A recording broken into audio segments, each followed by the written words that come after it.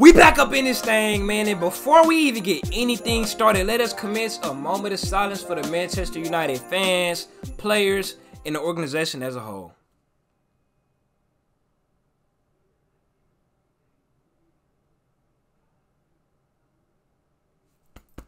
Thank you. Game week 2 of the Premier League was a goddamn eventful one, man. You had coaches fighting, you had fans throwing money on the pitch, you had headbutts, you had goddamn 4-0 ass whoopings at halftime, you had comebacks. What more can you ask? What game would it be right to start with other than the goddamn Manchester United and Brentford game? Manchester United coming off a L 2-1 against the goddamn Seagull Club. What better club would it be than to get your momentum back and whoop some goddamn ass against Brentford? No offense to my Brentford boys. Man, when I tell you, I checked the score to that game when it was 20 minutes in because I didn't watch it live. Manchester United was down 2-0 goddamn 0. I went on Twitter, I'm like, Manchester United, what in the fuck?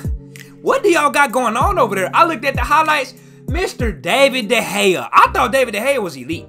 A lot of my fans be asking me to react to him when they used to ask me to react to him. He top 3, top 5 goalkeeper currently. Man, it was 8 minutes in. The ball went floop right through his goddamn hands and then they scored, giving Brentford all the momentum. 8 minutes later in the 18th minute, Brentford scored a goddamn again. I'm like, oh no, United. It was 4-0 at half time. Y'all let everybody on Brentford eat. Everybody got a chance to score. Benjamin Mee ended up scoring. I don't even know who the hell Ben Mee is. Brentford was targeting the hell out of little Lisandro Martinez the whole game, man. It was a sad sight to see. Christian Eriksen, I know Christian Eriksen feel like a goddamn donkey. He used to play for Brentford, and then he left Brentford to play for United just to get that goddamn ass whoop for the goddamn 0. Maybe it's the kits. Maybe it's them ugly ass neon green throw-up kits. Those kits are forever immortalized now. Every time I see them, damn, them kits that they wore when Brentford whooped that ass for goddamn 0. Manchester United, get it together. You already know Twitter crucifying y'all with the small club talking whatnot. And I'm gonna keep on saying it, man. Manchester is blue. Next game we had was Aston Villa versus Everton, a rivalry renewed. We had Steve Gerrard versus Frank Lampard, man. And this time, that boy Steve ended up coming out on top. Aston Villa coming off a devastating loss against Bournemouth, ended up beating Everton 2-1. They was up 2-0 at the 85th minute, but Luca Digne ended up scoring an own goal and almost got Everton back into it.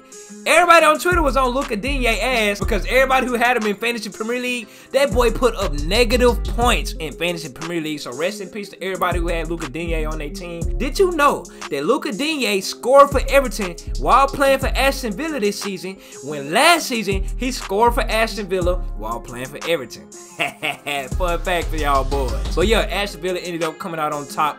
They held them Everton boys off after the own goal. And speaking of Bournemouth, next game we had Man City versus Bournemouth. Of course, everybody is expecting an ass whooping entering this game, and that's exactly what happened. This was Erling's first game in the Etihad. Everybody and their mama put Erling on their Fantasy Premier League this week. He was the most transferred player, the most added on to people's teams. People captained him and everything, and Erling ended up not really doing much. He got an assist, but that's about it. He could have scored. Phil Foden wanted to be goddamn selfish, and instead of passing it to Haaland for an easy tap in, that boy Phil tried to shoot it and score. Phil, nobody's here to see you. We not here to see Phil Foden. We here to see goddamn Erling Haaland. Next time, pass that ball to Erling so he can get his goal for his first game in Etihad. When I tell y'all, Bournemouth's keeper was working. Bournemouth defenders could not hold off Man City's attack, and that was shot after shot after shot, and their goalkeeper was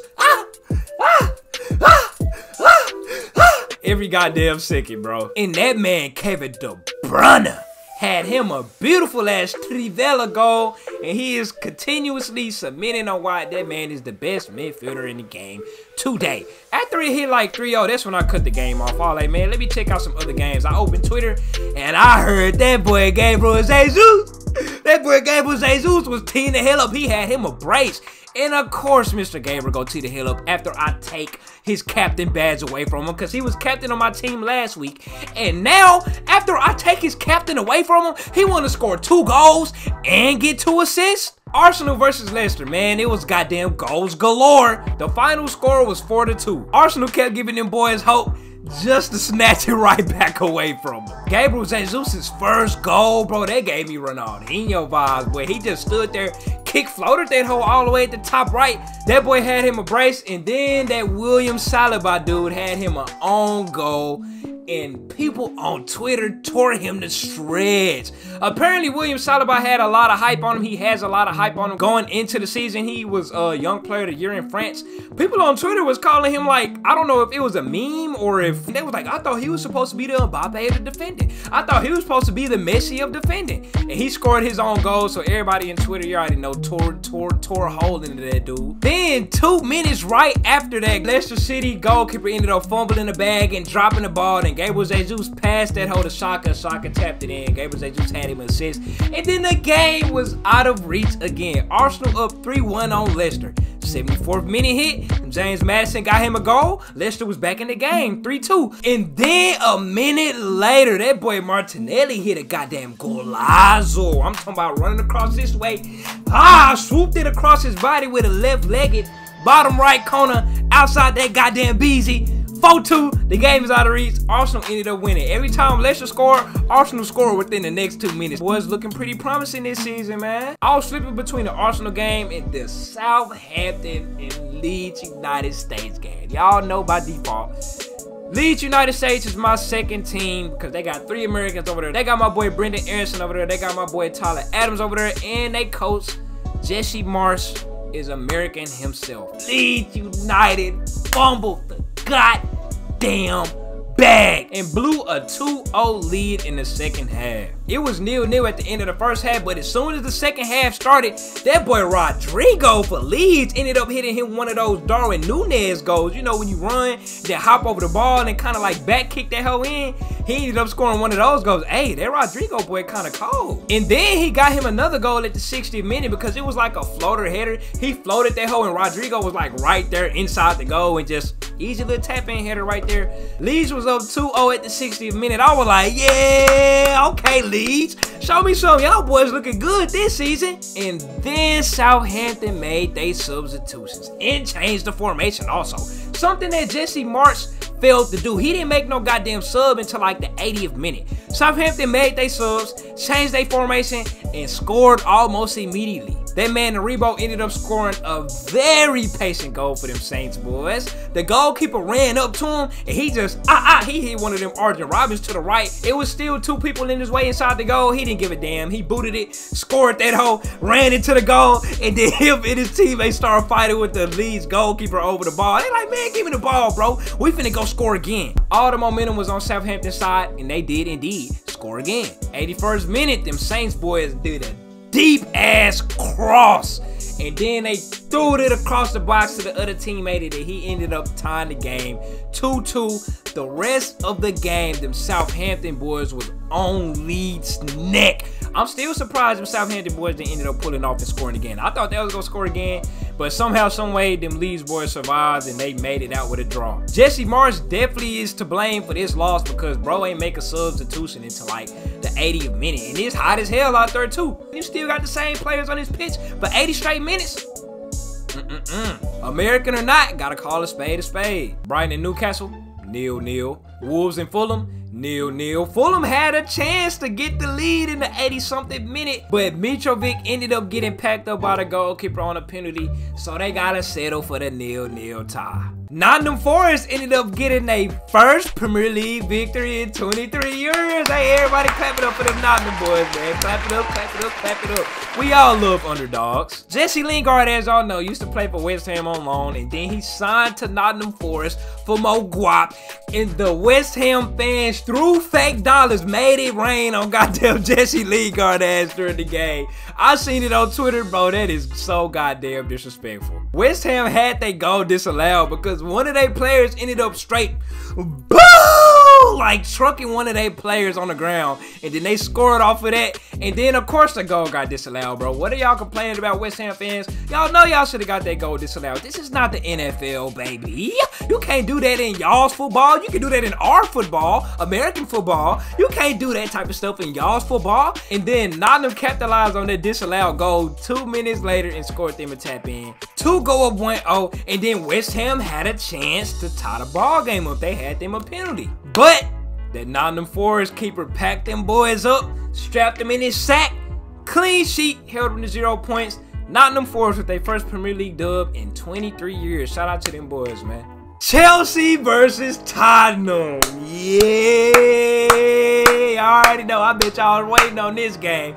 I didn't see this game live. I was at church. I'm talking about, I checked Twitter at the church end and I see all the goddamn beef all down the timeline, man. I love it. Not between the players, but between the managers. Conte and Tuchel, them boys are going at it. I don't really much like Tuchel because he don't be giving my boy Christian Pulisic any opportunity. But that little beef that they got going on is funny, Chelsea man. Came in the game unbeaten the past 7 times they played the Cock Boys. The Cock Boys in Chelsea has played 60 times, and Chelsea has only lost 7 times. So one might say that Chelsea owns Tottenham. That boy Koulibaly started everything off in the 19th minute, capitalizing off a beautiful cross, and he,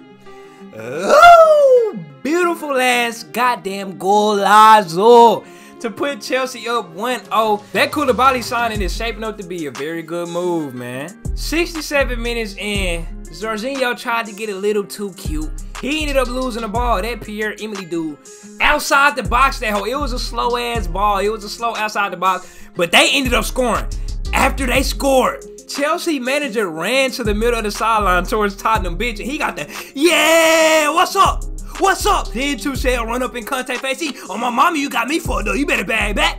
You better bag back. And I'm like, yeah. I'm on Twitter. I retweeted that hoe. I'm like, yeah. Y'all already know I love that goddamn feistiness. Y'all know I love the violence. Y'all know I love the goddamn aggression. This is what I'm here to see. Everybody in the middle of them breaking them up. They're like, come on, chill, bro. Chill, bro. He just tied the ball game up. You know, it don't really mean much. It's a lot of football to play. Then 5 minutes later, Reece James ended up scoring a go-ahead goal to make it 2-1. That boy Tuchel took off down the sideline to Chelsea's side. He, yeah, that's what we do. That boy was teed the hell up. It's extra time now. 6 minutes extra time. It's like the 94th minute. Tottenham has a corner, and in the middle of the corner, Romero grabbed a handful of Cucurella's hair and slung that boy straight on the ground in front of the ref. They checked it on VAR, and nothing happened.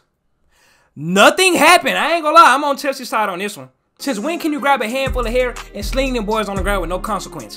Tottenham ended up getting another corner, and Harry Kane with the header equalizer in the 95th minute.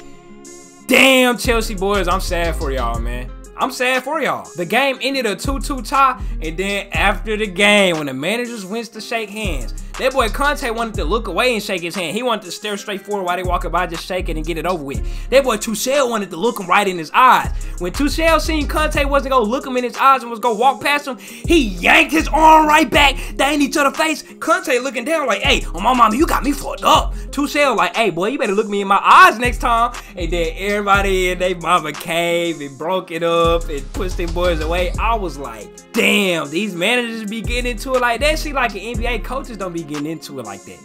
Boy, that show is entertaining. I retweeted that on Twitter. You already know me. Yeah, you know me. I live for the ignorance, man. But that was a live-ass game right there. I wish I could have seen it live. I could only look at the highlights and catch up with it on Twitter, man. And then the last game for game week 2, I ended up doing a watch-along on it. Liverpool, you never walk alone, boys, versus Crystal Palace. Liverpool coming off a disappointing tie against Fulham, and Liverpool ties again against Crystal Palace. The first 30 minutes of the game, Liverpool dominated. I'm talking about they had to have had 80% of the possession time of the first half. They dominated all type of shots, very few on goal. Everybody was selling the bag. And then here come Mr. Zaha. The dude who just got pocketed by Ben White the game before, by the way, against Arsenal. Now Zaha wanting to show up and tee the hell up. Counterattack. The one time Crystal Palace gets the ball, they counterattack. Zaha scored that whole easy in the 32nd minute. Crystal Palace is up 1-0.